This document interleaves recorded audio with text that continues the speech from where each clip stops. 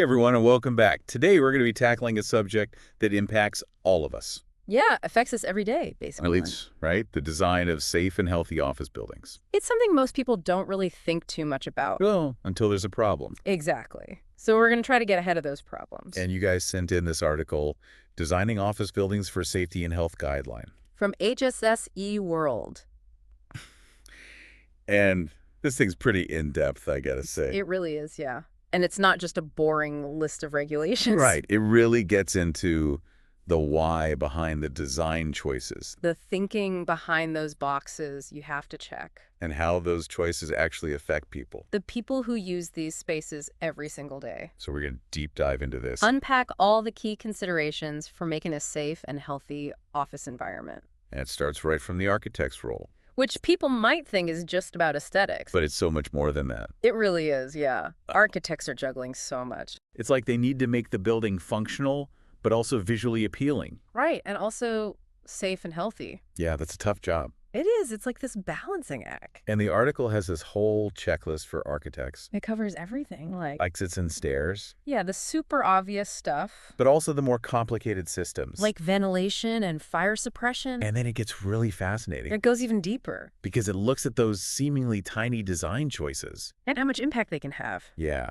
it's crazy how those little things can affect so much. For sure. And I think we've all had that feeling of like, Walking to a building and feeling instantly uneasy. yeah, like just not comfortable. And it could be something as simple as the entrance design.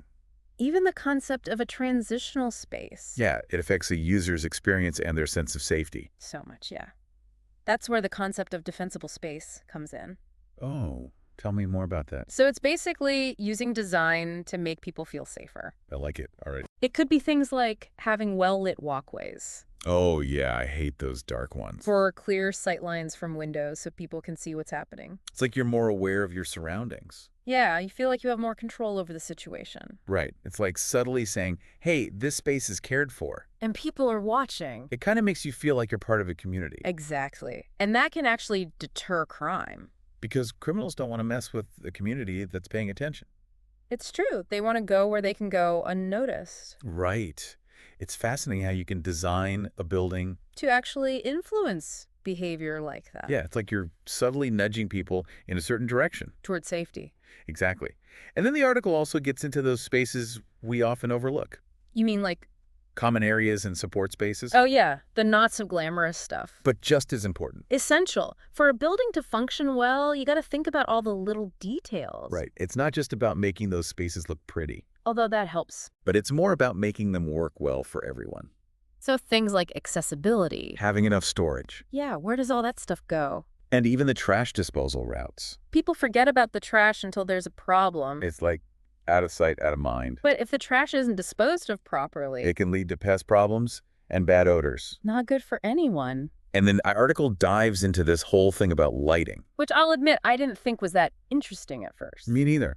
I thought a light bulb was a light bulb. Right, but apparently there's a whole science to it. There is, and it blew my mind. The article even mentions this thing called foot candles. Yeah, I had to look that up, It's basically a measure of illuminance. which is how much light hits a surface. Yeah, so how bright a space is. But good lighting is so much more than just that. It's true. It's not just about how bright it is, It's also about the direction of the light the color of the light, and even something called the color rendering index. which affects how we perceive colors. I know, it's crazy. I had no idea lighting was so complex But when you think about it, it makes sense. because light affects how we see things, It's how we feel. how we work. It's such a crucial part of the office environment. And what I really liked was this checklist in the article for evaluating the lighting in your own workspace. It helps you apply those theoretical concepts to your own life. And it makes you more aware of your surroundings, And then the article moves on to emergency preparedness. which is more than just fire drills, right? It is, yeah. It goes through this whole life safety code checklist. Which I know can seem really boring, Just a bunch of rules, right? but actually, there's a reason behind each requirement. And they're all designed to keep people safe in real-world scenarios. Like, who knew the direction a door swings could be a life or death matter? Yeah, it's not something you think about until it's too late. Right. It's not just about having fire exits. It's about making sure they're clear, unlocked, and easy to use under pressure. Exactly. And then the article goes on to talk about interior design. I thought that was interesting. Me too, because I always thought interior design was just about making things look nice. Yeah, picking the right colors and furniture. But it's actually so much more than that. It really is, yeah.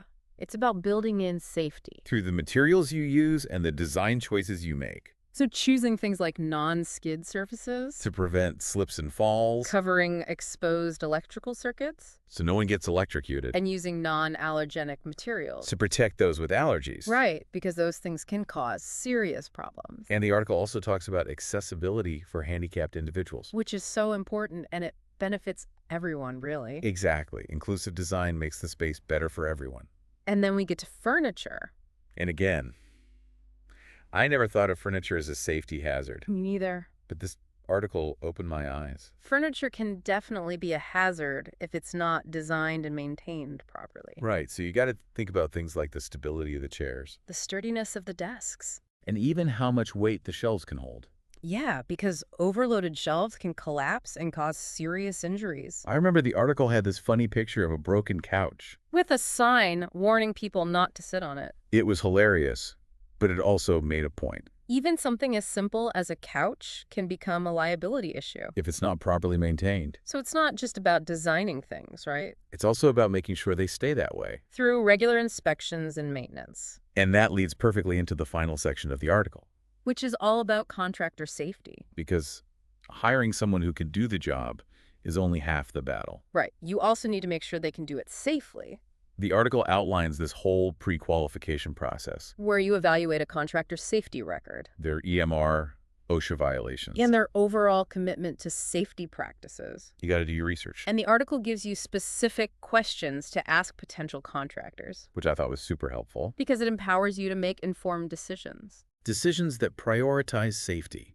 And ultimately, it's about a shared responsibility between the client and the contractor. to make sure the work is done safely and in compliance with OSHA regulations. So we've covered a lot of ground here, From the big picture to the little details. and it all boils down to this. Designing a safe and healthy office building requires a holistic approach, You got to think about everything. from the layout of the building To the type of light bulbs you use, to the stability of the chairs. and the safety record of your contractors. It's all connected. And it all matters. So stick with us, because in the next part of this deep dive, We're going to explore how those seemingly small design choices, can have a ripple effect on the entire office environment. and we'll look at some real-world examples of companies that have done it right.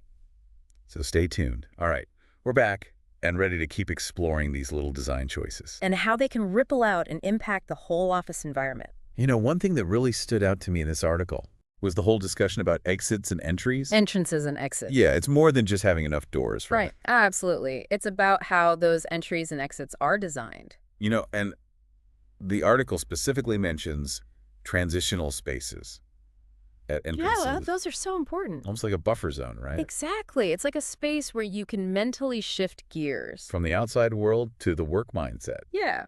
You're coming in from the chaos of the street. And you enter this transitional space. And it's like, okay, I'm entering a different environment now. And the design of that space really impacts how you feel. Huge impact.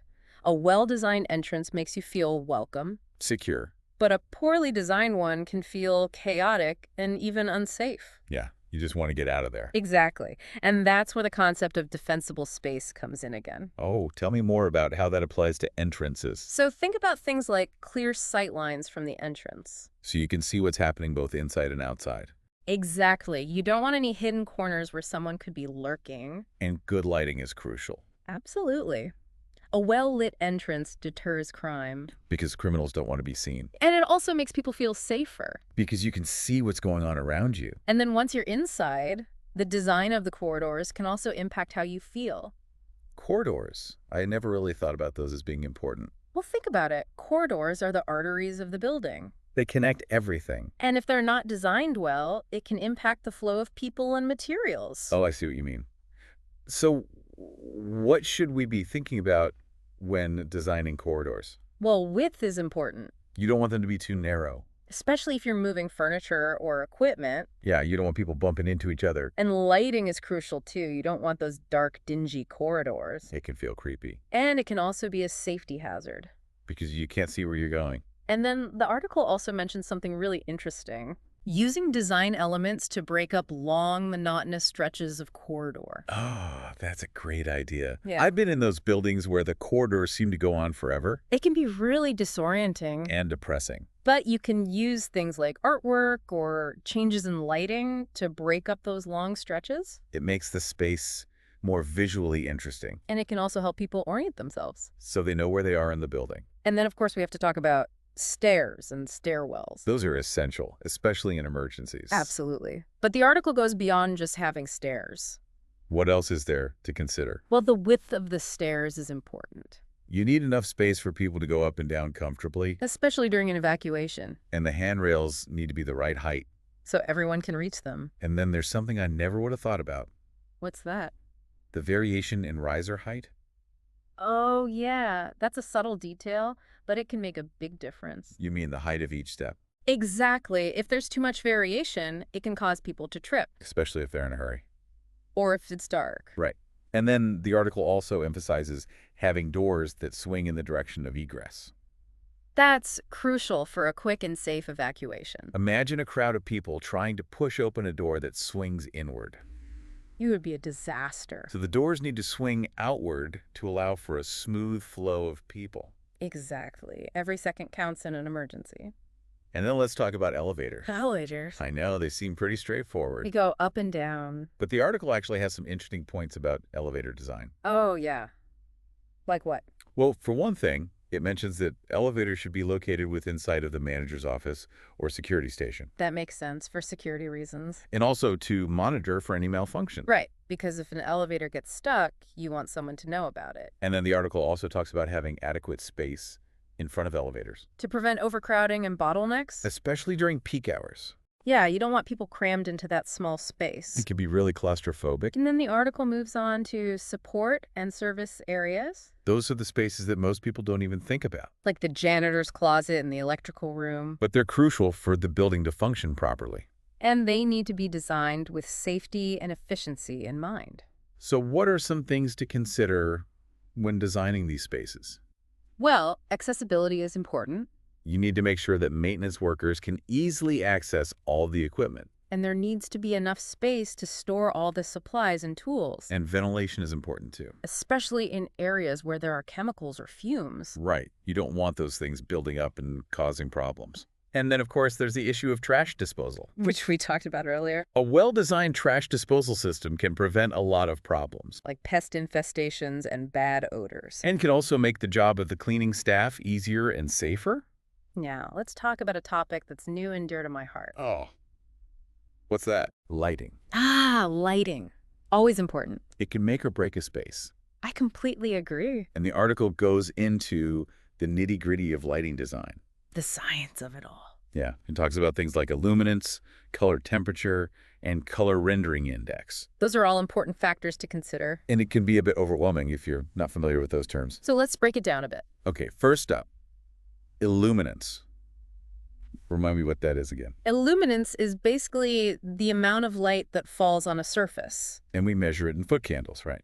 Exactly. And different tasks require different levels of illuminance. So you wouldn't want the same level of lighting in a conference room as you would in a surgical suite. Exactly. You need to tailor the lighting to the specific needs of the space, And then there's color temperature. which is basically the color of the light. Yeah, like warm white versus cool white. And it can affect how we feel and how we work. I've heard that cooler light can be more energizing.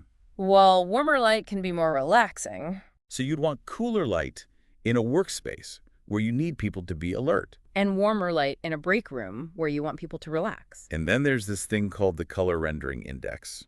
Which I'll admit is a bit more technical. It basically measures how accurately a light source reproduces colors. And a high color rendering index is important for tasks where color accuracy is crucial. Like graphic design or painting. Exactly. You don't want the colors to look distorted. And it can also affect eye strain. If the colors are off, your eyes have to work harder to compensate. And that can lead to headaches and fatigue. So good lighting is really important for both productivity and well-being. Now let's talk about something that we all hope we never have to use. Emergency lighting. Exactly. but it's crucial to have it in case the power goes out. Absolutely.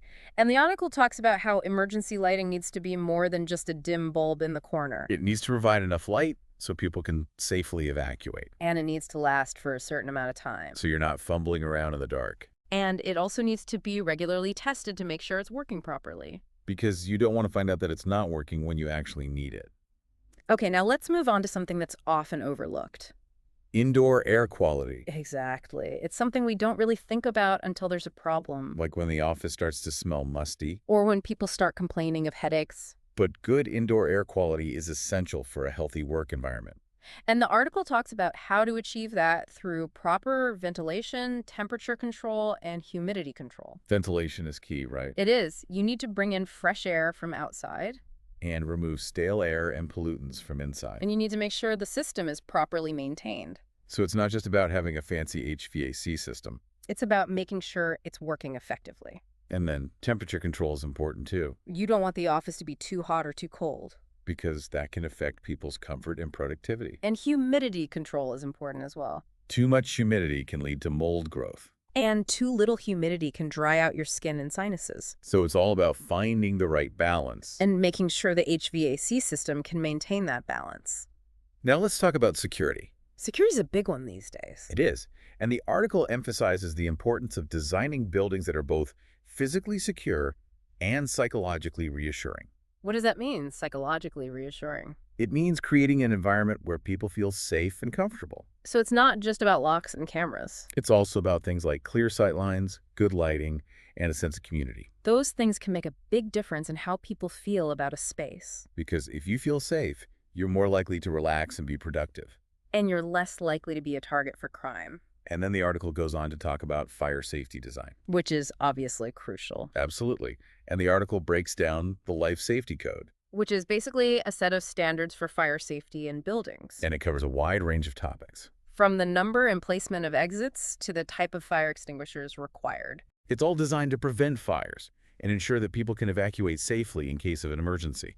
And the article also emphasizes the importance of regular fire drills. To make sure everyone knows what to do if there's a fire. And to identify any potential problems with the evacuation plan. Now let's move on to something that I think a lot of people associate with aesthetics. Interior design. You got it. But the article stresses that interior design can play a big role in safety and health as well. How so? Well, the materials you use can make a difference. Like using non-skid flooring to prevent slips and falls. And covering exposed electrical outlets to protect children. And the way you arrange furniture can also impact safety. You don't want to create obstacles that people could trip over. And you want to make sure there's enough space for people to move around comfortably. And then there's the issue of accessibility for people with disabilities. You need to make sure that everyone can use this space safely and easily. And that includes people who use wheelchairs, walkers, or other assistive devices. So interior design is more than just making things look pretty. It's about creating a space that's functional, safe, and accessible for everyone. And then, of course, we have to talk about furniture. Furniture. What's dangerous about furniture? Well, if it's not designed or maintained properly, it can be a hazard. Like a chair that collapses when you sit on it. Or a desk with sharp edges that could cut someone. And the article talks about how to choose furniture that's sturdy, ergonomic, and appropriate for the task. And it also emphasizes the importance of regular inspections and maintenance. To make sure the furniture is still safe to use. And finally, we come to the last section of the article. Contractor safety. Exactly. Because even if you've designed a safe and healthy building, You still need to make sure that the people who are building it are working safely. and the article outlines a process for pre-qualifying contractors, To make sure they have a good safety record. and that they're committed to following safety protocols. And it also gives you specific questions to ask potential contractors. So you can assess their safety culture. And make an informed decision about who to hire. So we've covered a lot of ground in this deep dive. From the big picture to the little details. And it's clear that designing a safe and healthy office building is a complex process. But it's also a rewarding one. Because when you create a space that's safe, healthy, and comfortable for everyone, It can have a positive impact on people's lives. and that's what it's all about. All right, welcome back to the final part of our deep dive. We've gone through a lot, right? We have, from theory to the practical stuff. Now it's time to see how it all comes together. How those concepts actually work in the real world. Real buildings, real offices, real people. Yeah, I'm excited to see how these ideas translate into action. Me too. Yeah, Let's talk about how important it is to make safety and health a priority, from the very beginning. not just something you tack on at the end. Like an afterthought. Exactly. It needs to be baked into the design process. From day one. Yeah, ideally, safety and health should be part of the initial design brief. So it shapes the whole project? The concept, the layout, everything. Can you give me an example of how that would look? Sure. Let's say you're designing a new office building, and your goal is employee well-being. That's a big one these days. It is. So from the start, you might design elements that encourage people to move around. Get some exercise? Yeah, like what if the stairwells are centrally located? And easy to use. Visually appealing, too, So people actually want to take the stairs. instead of the elevator. And what about outdoor spaces? Oh, yeah, those are great for encouraging people to take breaks Get some fresh air. and just move their bodies. So you're saying you can design a building? That actually nudges people towards healthier habits. I love that idea. And you can also incorporate natural daylight and views. Those are so important. Studies show they improve mood and productivity It's amazing how much of an impact design can have. on our well-being. All right, so let's hear about a company that actually did this.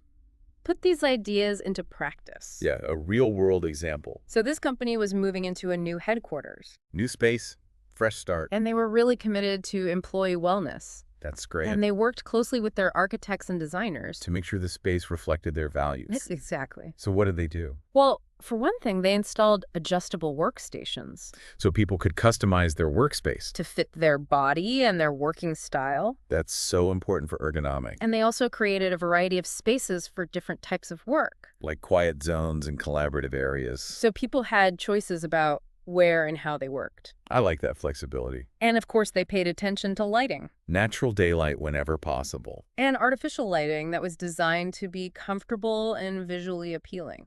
It sounds like they really thought of everything. They did, and the results were impressive. Tell me about it. Well, employee satisfaction went up, That's always a good sign. and productivity increased. Even better. And there was a significant decrease in absenteeism and workplace injuries. So it was a win-win for everyone. The company and the employees. Okay, so now let's talk about what not to do. Some common pitfalls to avoid. The mistakes people make. One of the biggest mistakes is focusing too much on compliance.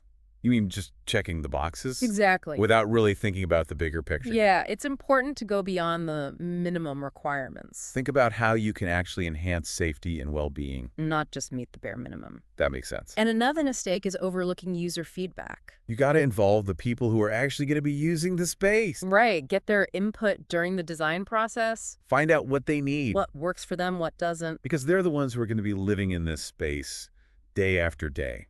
And finally, remember that safety and health are not one-time considerations. It's an ongoing process Buildings and workspaces need to be regularly inspected and maintained. to make sure they stay safe and healthy over time.